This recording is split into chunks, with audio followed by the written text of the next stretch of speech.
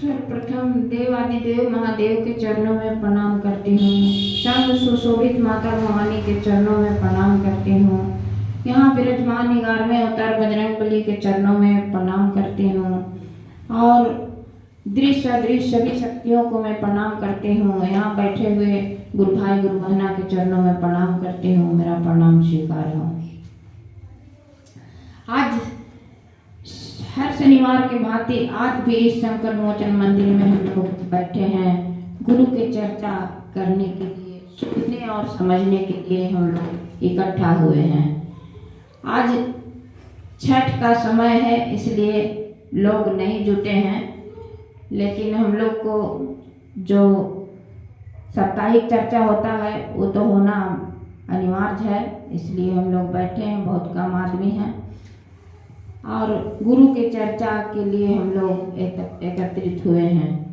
इसमें हमारे गुरु भैया ब्रह्म गुरु भ्राता हरिजानंद भैया बड़े कठिन तपस्या के बाद इनको 3 सूत्र मिला था, लेकिन हम लोगों के बीच बहुत अनमोल मोती के तरह और बहुत आसान तरीका से हम लोग को 3 सूत्र दे दिए हैं और यही 3 सूत्र को लेकर के हम लोग को चलना है। जब तक सांस रहे शरीर में तब तक हम लोग इसी 3 सूत्र को लेकर के चलते रहें, लोगों को बताते रहें और सब जगह कहीं भी जाइए आप तो किसी को भी बताइए जो आपका हित कुटुंब है या फिर परिवार है, आगंतुक लोग हैं, आपके घरों में आए हुए हैं या अगल बगल के लोग हैं या फिर गाड़ी में जा रहे हैं, तो अगल बगल के लोगों को पूछिए, बताइए कि हमने शिव को गुरु माना है, गुरु बनना गुरु भाई।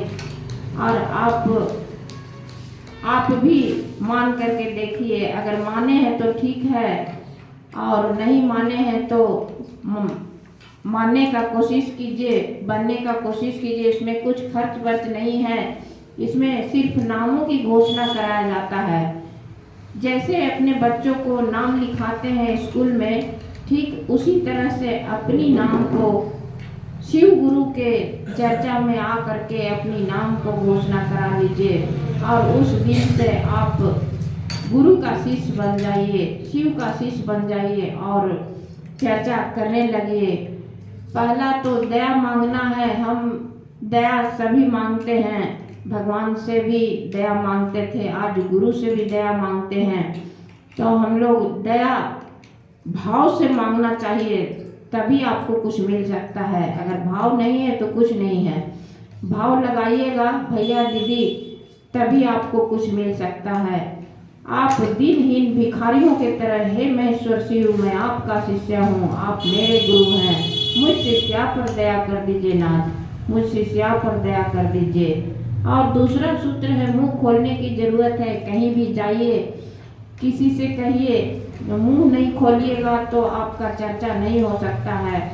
अगर चर्चा नहीं आता है तो आप अपने गुरु से निवेदन कीजिए कि हे महेश्वर शिव मुझको कुछ नहीं आता है, मैं क्या बोलूं नहीं बोलूं, कैसे समझाऊं लोगों को। तो आपको गुरु जी जरूर ज्ञान देंगे और जो 3 सूत्र आपको मिला है वो 3 सूत्र बताने का प्रयास कीजिए। पहला दया मांगना, दूसरा चर्चा करना और तीसरा नमः शिवाय से 108 बार गुरु के चरणों में प्रणाम करना। यही तो बताना है और कुछ ज़्यादा तो है नहीं। हम लोग तुच्छ प्राणी क्या बता सकते हैं गुरु के बारे में? कुछ नहीं जानते हैं हम लोग। बस जो हमारे गुरु भैया साहब ने दिए हैं 3 सूत्र, उसी को बताना है और ज़्यादा अपने तरफ से कुछ भी नहीं। ऐसे उदाहरण दे करके बहुत सारे बातें को भैया बताते हैं, गुरु बहना भी बताती हैं, पर 3 सूत्र तो है जो मूल उद्देश्य है। तो हम लोग को बस चर्चा मूल उद्देश्य है। चर्चा किसी से भी करना बहुत जरूरी है। जो व्यक्ति नहीं जानते हैं, जो नहीं जुड़े हुए हैं, उससे प्रयास कीजिए कि शिव हमारे गुरु हैं, आपके भी हो सकते हैं। तो इस तरह से प्रयास करते रहिए और जब तक आपके शरीर में जान है तब तक प्रयास करते रहना चाहिए हम लोग को। जो हम लोग को 3 सूत्र मिला है तो हम लोग पहला तो दया मांग ही लेते हैं और नमन भी कर ही लेते हैं, लेकिन चर्चा करना बड़ा कठिन होता है। चर्चा करना जरूरी है, सबसे पहला चीज़ है चर्चा करना।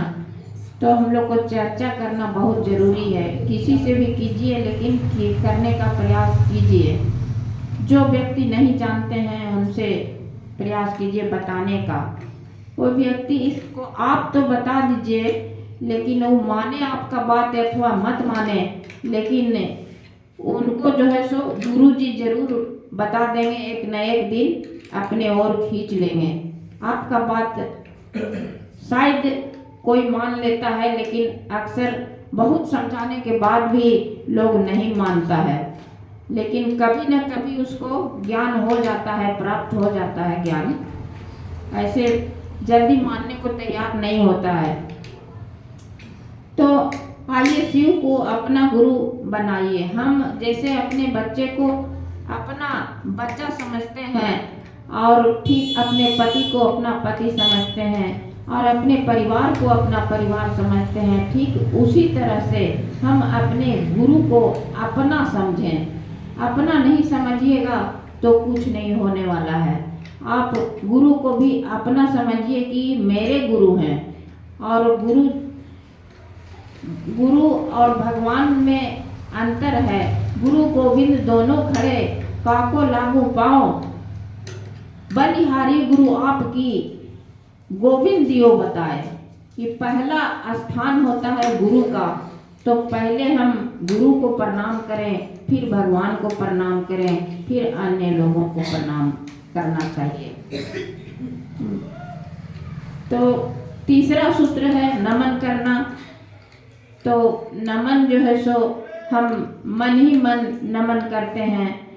108 बार ऐसे शुभ माना जाता है, लेकिन आपका मन जब तक पकड़े, ऐसे मन करने लगिएगा नमन तो आपका मन भटक जाता है, इधर उधर का बातें सोचने लगते हैं। इसलिए आपका मन जो है सो एकाग्र कर करके और करना पड़ेगा आपको।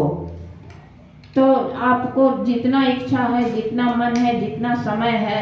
एक गुरु बहना बता रही थी कि शौचालय में हम करते हैं, लेकिन शौचालय में क्या हमको ऐसे भी समय मिल ही जाता है? नहीं, समय कैसे मिलेगा?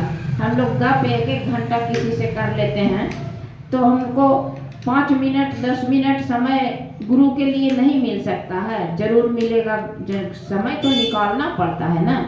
किसी चीज के लिए समय हम कैसे निकालते हैं? शादी ब्याह में जाते हैं तो हम समय निकालते हैं कि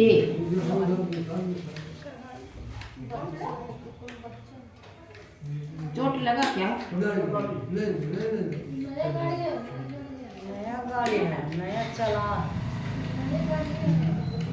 चलिए बड़ी नया नया चाल भी।